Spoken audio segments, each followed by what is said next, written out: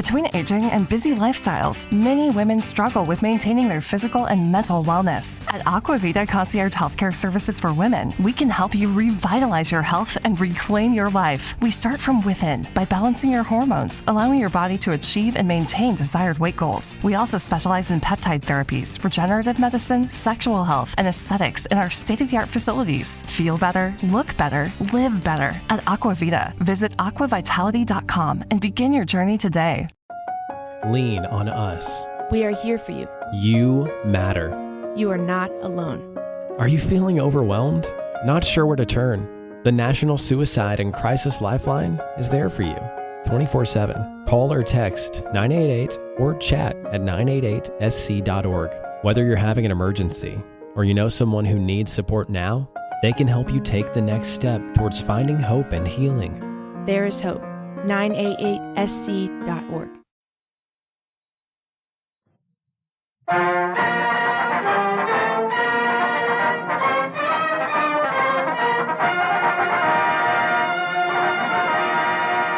The Cavalcade of America, presented by DuPont, maker of better things for better living through chemistry.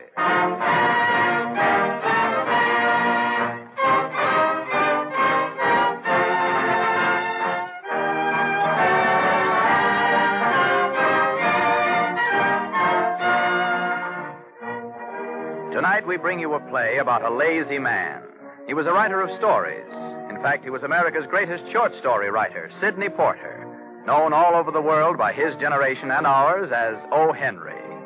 In a portrait study of O. Henry written by Norman Roston, as O. Henry might possibly have written it himself, the part of O. Henry is played by Carl Swenson of the Cavalcade Players. The orchestra and the original musical score are under the direction of Don Voorhees. DuPont, maker of better things for better living through chemistry, presents Carl Swenson as O. Henry on the Cavalcade of America.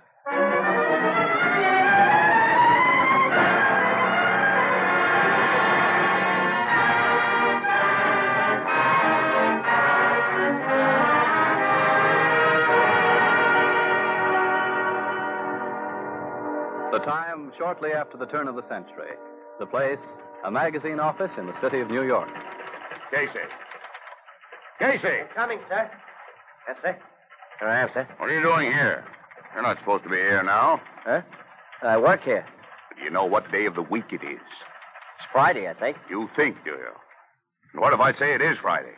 Does that bring anything to your mind, if I can call it that? Friday?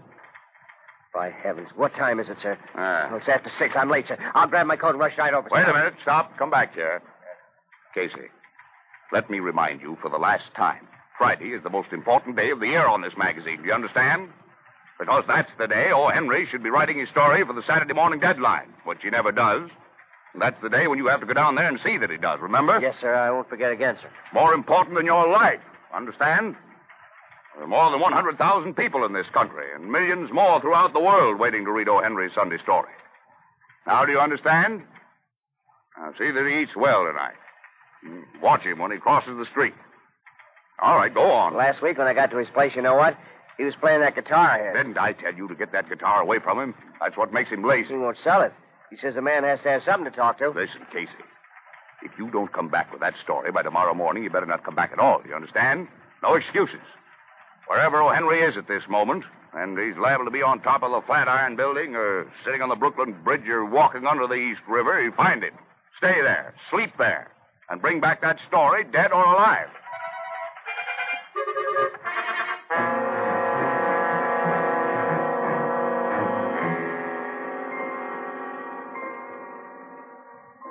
Now, don't pick up that guitar again, Porter. I want to talk to you. Go ahead and talk, Tom. Yeah, I must say you play that guitar almost as well as you write, Porter. I could take that 2 ways. Yeah, here, I've been sitting all afternoon waiting for you to say something about your new volume of short stories. All I get is a lot of guitar playing. Now, what would you want me to say about the book? Nothing more for me to say. It's all in there. Well, how do you feel about your new book? I feel fine. Is that all? Tom, you're a writer yourself. You ought to know. No, not like you, O. Henry. How do you sum it up? The word, Tom. One word. People. I like people. The way they walk and talk, run and laugh and play and everything about them, I guess. Mm-hmm. Yeah, it's funny when you're one man that has plenty of reasons not to like them after what some of them did to you. What, you mean that little prison term I served? Nothing. Nothing at all to get hurt about. Nothing, even though you were innocent? Served a term for someone who was guilty? Matter of fact, Tom, did me a lot of good.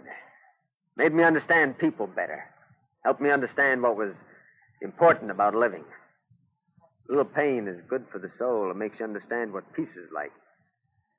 Everything that holds you down for a while makes you stronger when you're up again. That's why I'm not feeling twisted about the prison. Met some fine people there. I don't think many people would feel that way about it. You're trying to embarrass me, Tom. I'll have to start playing the guitar or ask you to leave. Nice of you to say that, though. Now, it seems to me like being a good writer means only one thing. Being honest. I try to be honest with the people I write about. They naturally show their appreciation by working together to make a good story. Come in. Good evening, Mr. Porter. The boss sent me down. Thomas? I'm like Robinson Crusoe. There's always a Friday at my heels. Yes, sir. Comes every week, don't it? Tom, I picked writing stories because it sounded like the easiest kind of work. That's where I made the biggest mistake of my life. Yeah, well, I'll be going now while you turn out another one of your weekly mistakes. So long. See you soon. Casey, you better come back tomorrow, too. Back? Well, I just came. I have to stay and wait for that story. Casey, why don't you go out and write that story yourself? Me? Sure, it's very simple. Just follow any person down the street and figure out where he's coming from, where he's going to, and why.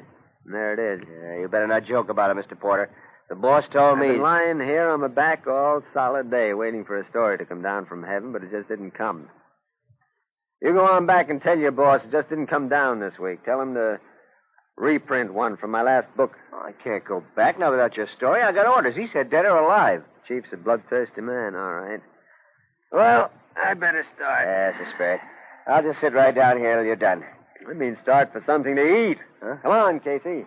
I know a fine place for a 30-cent dinner, all you can eat. Oh, look, if you don't do that story, I'm going to get fired. He said so. As long as that's the way it is, you might as well get fired on a full stomach. Come on, boy.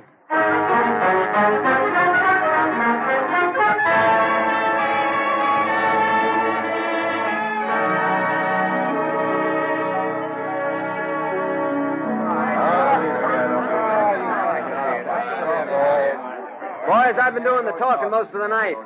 Not to mention the drinking. Oh, that reminds me. How about another round? That's too fine. I don't know who's paying, but we'll let the house worry about that. Why not? What's the matter, Casey? You're not saying a word. I'm unhappy. Figured out how it'll be Saturday morning in a few hours. Now, don't worry about Saturday.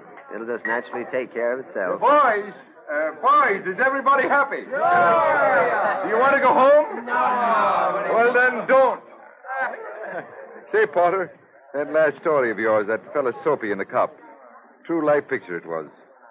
I said to the missus, that might have happened to me just as well. What's that sticking out of your vest pocket? Huh? Oh, this. Yeah. They're just a cheap bracelet. Funny little trinket with a little elephant hanging from it. Not worth anything. I got it from that girl over there at the table. Oh? She insisted I take it, said it was a good luck piece, but she wouldn't be needing it anymore. She's probably feeling sorry for herself. Well, you meet all kinds in a place like this. Who is she? I don't know. Chorus girl, I guess. Comes in here a lot. Think she lives... I think she lives somewhere around here on 10th Street. Let me see it. Here it is. I haven't? Oh, take it. I don't plan to wear it. Thanks. Now, if you'll excuse me... Oh, sure.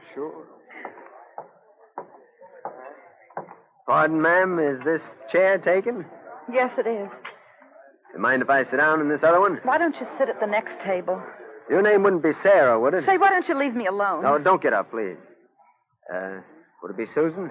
What do you want? Or shall I call the proprietor? It says right here on this bracelet, from M to S. What? You must be the S part of it. How did you get... Oh, I accidentally picked the proprietor's pocket. We're old friends. Would it be Sally? Why, yes, it is Sally. That's a nice name.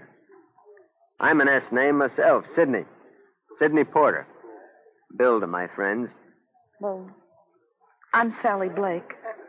Sally to my friends. I didn't mean before to... No, of course not. You know, after a while you get to feel that everyone's your enemy. When you live 5 flights up in a furnished room, you get to feel the whole world's against you. It isn't really. The world is made up of lots of kind little people like you and me. People are never really against one another when you scratch them deep enough. Now, take me, for instance. I look pretty ornery, but I'm not. No, you're not. Who are you? Just a small part of that world you're afraid of? Somehow, I'm not afraid of you. No, of course not. People are only afraid of themselves, Sally. Yeah. You get that way, I suppose, from trying hard and failing. Or from being alone. Yes, that's it. Mostly from loneliness. Stays over your heart like a shadow. And it hurts. Uh-huh. I came from Ohio 2 years ago to try the stage. I ran off. But I wish I hadn't now. I'm lonely now. And afraid. Uh-huh. That's where the other initial on the bracelet comes in, huh? I don't suppose the M would stand for Martin or Mike. Please, I'd rather go now. No, not yet, Sally. We can't drop Mike that way. Wouldn't be fair. Besides, he might be lonely, too. You know what, mister? What? Nicky, that's his name. He doesn't know where I am. But he's in the city looking for me all this time, ever since I left. And I'm afraid he won't find me. He won't be able to find me. Sorry to interrupt, Mr. Porter, but the boss is on the phone. He says it's important. Oh, excuse me for a moment, Sally. I'll be right back. Casey, I can't imagine why he called me. Say, mister, have you a pencil, please? Oh, yes, ma'am. Here's a pencil. Thank you. All right. Don't go away. Here you are. When that gentleman returns, give him this note with this bracelet. Yes, ma'am. Why don't you wait for him? Here he comes. Sally! Wait a moment, Sally! Why'd you go, Casey? She said this note is for you and this bracelet. Here, let me have the note, quick. All right. What's it say? I should like to leave this bracelet in the keeping of a kind person. Goodbye forever. Well, that's that. Now you can go back home. Come on, Casey. Got to return this. She might still be outside. Come on, hurry. No sign of her on the street. She must have turned it off somewhere. Raining, too. A little worried about her. What a downpour. Yeah. Don't you think we ought to get out of it instead of just walking? We'll never find her. Well, we might. After all, there are only 4 million. Look at those lighted buildings, Casey. The eyes of the city are wet tonight, and the streets are cold. Look at the people passing by. Each walks around with a secret Aladdin's lamp, rubbing out their pain, wishing in their dreams. Baghdad on the subway. They're all lost children wandering in a kind of enchanted wilderness. And that girl, Sally, he, too, is a child, lost and pitiful. Now, look, Mr. Porter, I can't keep on following you all night while you walk around in the rain. I came to get your story for tomorrow. I came to your room to stay there while you wrote it. First you went to get a meal, now this girl. Let's go inside this place for a cup of coffee. Oh. We have to go home, Mr. Porter. Sit here at the counter, huh? We can't go wandering around all night looking for someone. It ain't natural. You should be sitting at your desk, Mr. Porter, thinking up some good stories. 1 2, gents. 2 coffees. Draw 2. Casey, how'd you like to turn detective? Yeah, sure. Why not tomorrow night, Mr. Porter, after we go to press, huh? Here's this bracelet swinging from my hand, Casey. From M to S.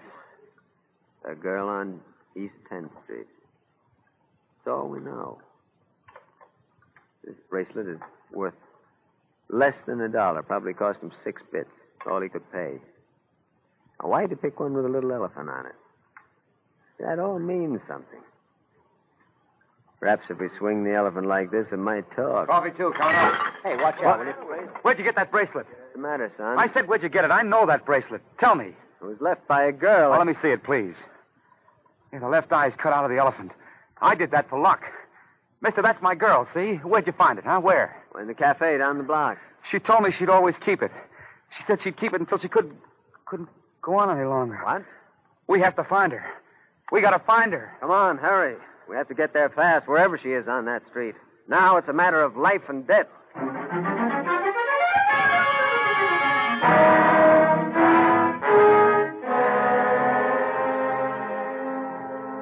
Oh, here we are, East 10th Street. Oh, it's a big street when you haven't got the number. Oh, she won't do anything rash. She can't now that I'm so near. Oh, there's a policeman. He might be able to help. Yeah. Say, officer, we're looking for a girl named Sally Blake. She lives on this street somewhere. You see this bracelet? There's an elephant on She it. went She's home my to kill girl. herself, We've got to officer. find The her. left eye of the elephant. Look at it, officer. It's elephants, is it? Pink elephants, I suppose. Huh? Go on home, Baldy, before I turn you in for drinking. Yeah, but, officer... Go on, soak your heads in cold water. Hey, wait. Oh, there he goes. It's our last chance. What'll we do now? We got to do something. Well, it's a big street, all right, but it has a beginning and an end. What do you mean, Mr. Porter? I mean, we're going to comb these houses one by one. Go over them room by room and climb every flight of stairs. We've got to find that girl.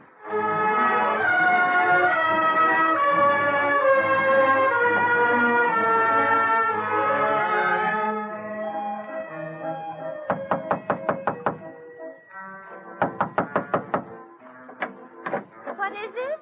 Pardon, ma'am, I'm looking for a young lady named Sally Blake. Not in this house, she ain't.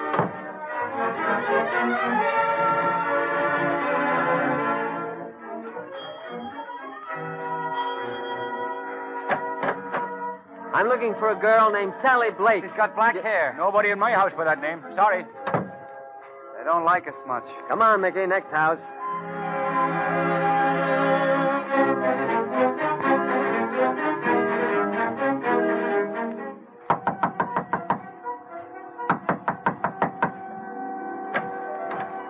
How do you do, ma'am? I'm looking for a girl named Sally Blake. Have you a roomer here by that name? She's my No, girl. I have not. You shouldn't be waking up people at this hour. I should spill one on you next time. Schlabeel.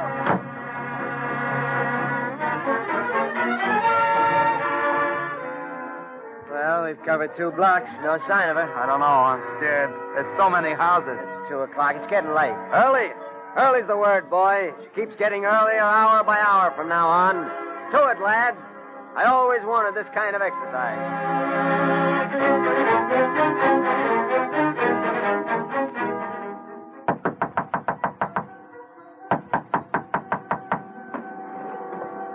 Who's down there?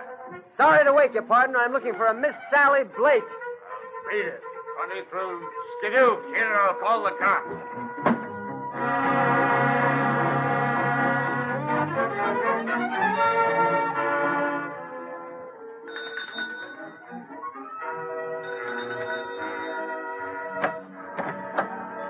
Excuse me for waking you at What's this hour, the but matter? I... Always the noise. What's the matter? Nobody home.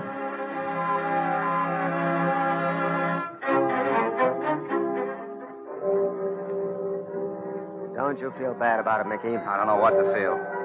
You know, mister, I feel she's in the street somewhere. I love her very much. I'm scared. How do you feel, Casey? Oh, I'm all in from climbing stairs. Yeah, I guess you fellas tried your best. Thanks. No, wait a minute, boy. There's a couple of more flights of stairs than me yet. Let's go.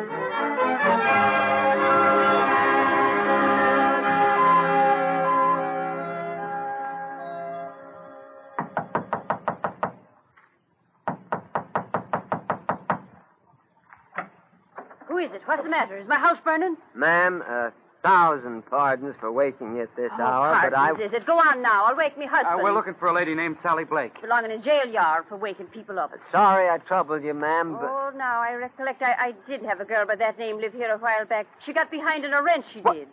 Do you know where she went from here? Straight across the street she did. And I told Mrs. Brady she'd be trying the same thing there. It wouldn't surprise me. Help! What are you doing? It's all over now, ma'am. I just kissed you.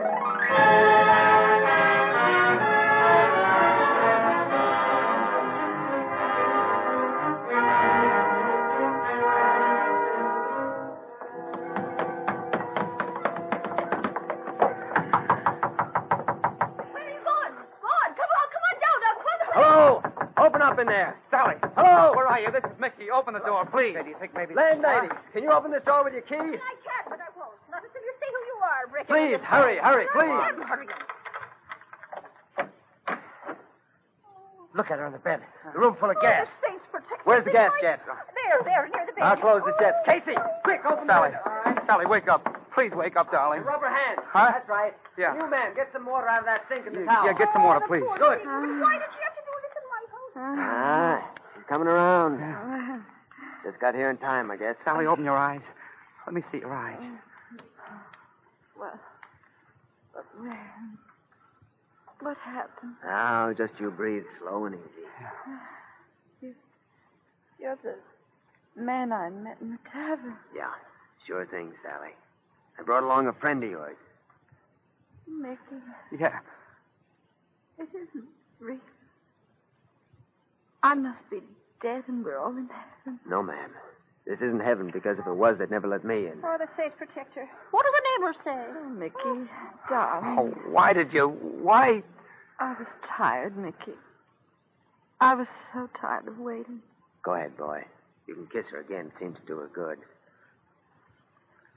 Well, children, I was pleased to have met you. Very, very, very pleased. Now I'll have to go. What can I say to thank you? Your shining face, Sally, gives me all the thanks I need. I'd like to. May I kiss you? That all right with you, Mickey, my lad? Sure thing. Well, guess I'll be able to get down these stairs now. Oh, mister, you don't know what you've done. I know. And I'll be by in a few days, just in case you might need a witness for the wedding. Oh. Oh, and here's my wedding present in advance. It's a bracelet with an elephant. I hope you won't mind, but the elephant has only one eye.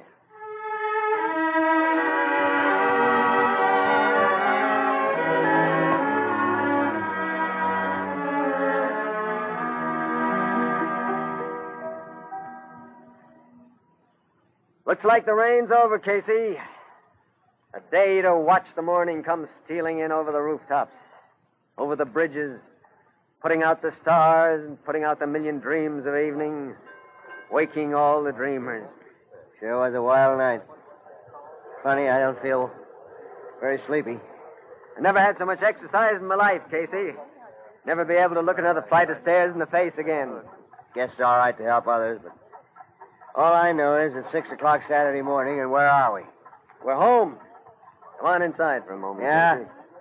That guitar won't make me feel any better. 9 o'clock is the deadline, and I'm on the old soup, I guess. Cheer up, boy. Cheer up. We've reunited two lovers. We performed an act of God. Yeah, guess we did. Now I got to think what's going to happen to me when I go back without your story. You go ahead and think about it, Casey. Make yourself some coffee. It'll make you feel better when you walk into the boss's office and collect your salary. Sure. Go ahead, torture me. What do you care if I lose my job?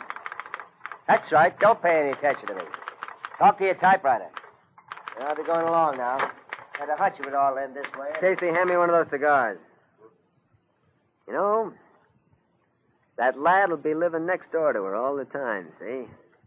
Oh, what lad? And I've been thinking, too, seems to me like I won't have her die in the end. Who? What are you talking about? Talking about my story. That's what you came here to get, wasn't it? Huh? No, Sally won't die in my story. Fiction doesn't always have to improve on fact, you know. Because she wouldn't have died even if we hadn't gotten there. She would have wakened in the morning even as you and I.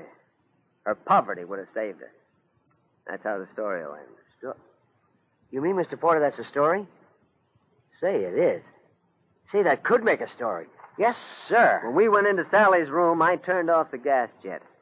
There was no gas coming out of it. So the last line of my story will be this. And Sally lived happily ever after because she didn't have the small round quarter to put into the gas meter.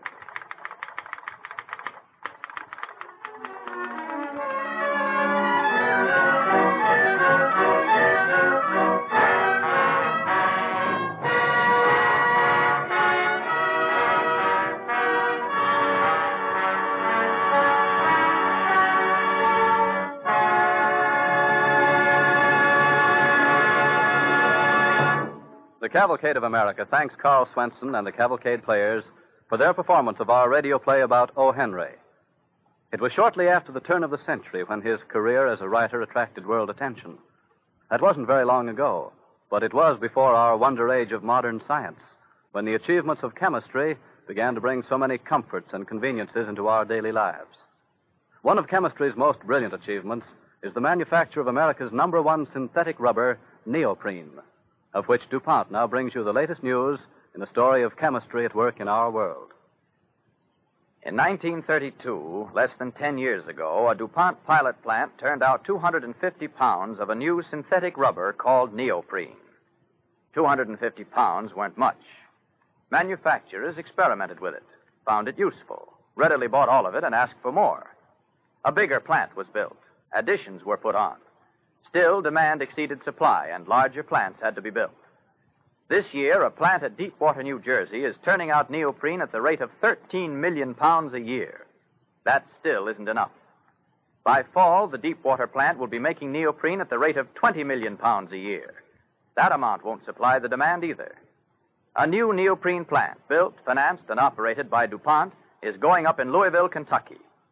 By the fall of next year, 1942, the Deepwater plant will be making some 20 million pounds, and the Louisville plant will be making more than 22 million pounds of neoprene, a grand total of over 42.5 million pounds a year. And there is every reason to believe that the supply, even so, will have difficulty keeping up with the demand. Neoprene was one of the first 5 materials, and the only non-metallic substance of the 5, to be placed under mandatory priority rule by the government.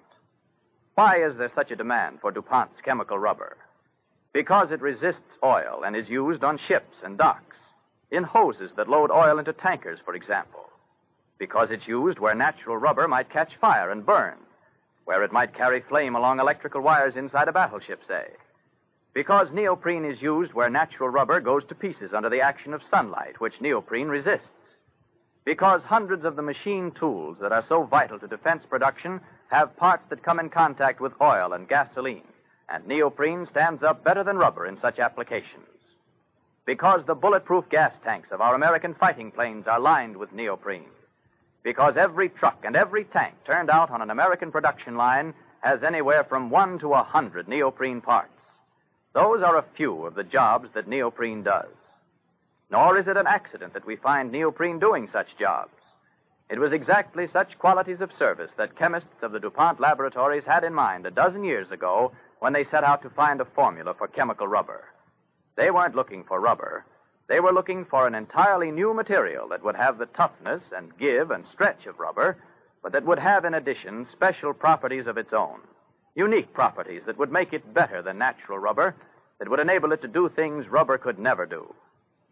It is because America's #1 synthetic rubber has brilliantly fulfilled and even exceeded all hopes that were held out for it that the DuPont plant at Louisville will be making, by the fall of 1942, more neoprene by itself than the combined output of all synthetic rubber plants today. In this time of national emergency, America has an invaluable asset in neoprene, a major triumph of the chemists who bring you better things for better living through chemistry.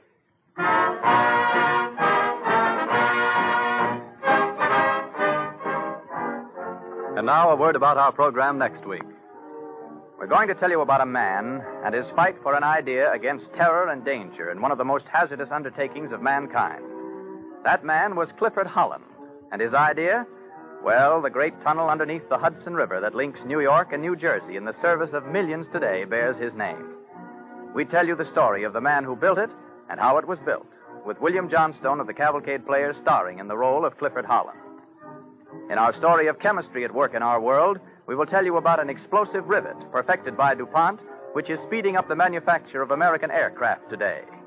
We hope you'll join us at this same time next week when DuPont again presents the Cavalcade of America.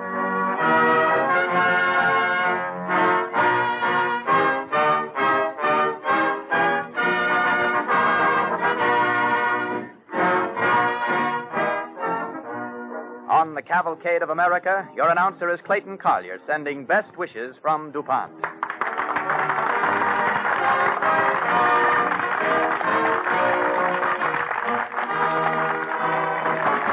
This is the Red Network of the National Broadcasting Company.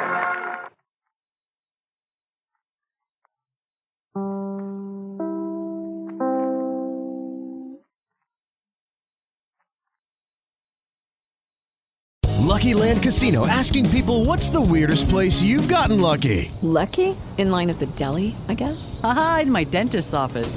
More than once, actually. Do I have to say? Yes, you do. In the car before my kids' PTA meeting. Really? Yes. Excuse me, what's the weirdest place you've gotten lucky? I never win and tell. Well, there you have it. You can get lucky anywhere, playing at LuckyLandSlots.com. Play for free right now. Are you feeling lucky? No purchase necessary. Void where prohibited by law. 18 plus. Terms and conditions apply. See website for details. With the Lucky Land Slots, you can get lucky just about anywhere. This is your captain speaking. We've got clear runway and the weather's fine, but we're just going to circle up here a while and get lucky. No, nothing like that. It's just these cash prizes add up quick. So I suggest you sit back, keep your tray table upright, and start getting lucky. Play for free at LuckyLandSlots.com. Are you feeling lucky? No purchase necessary. Void where prohibited by law. 18 plus terms and conditions apply. See website for details.